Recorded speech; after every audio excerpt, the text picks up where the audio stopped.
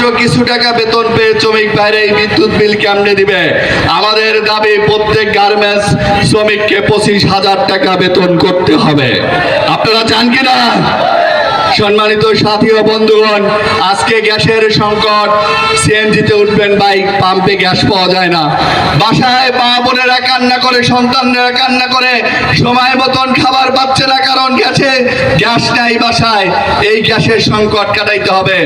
বর্তমান সরকারকে অনুরোধ করতে চাই, অনতিবিলম্বে সোজা পথে হাঁটুন, জুলাই সনদ বাস্তবায়ন করুন। আর না হলে এই কবি বলেছে, বইছে বাতাস বৈরী, তৌরি থেকে তৌরি, একটি ডাকেই আবার নামতে হবে মাঠে, তুমুল হবে ঘামতে হবে।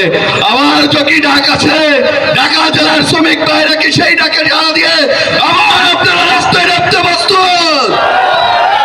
আমরা সেই প্রস্তুতি গ্রহণ করেছি। আগামী দিনে ডাক আসলেও আমরা আবার সেই আন্দোলন করব।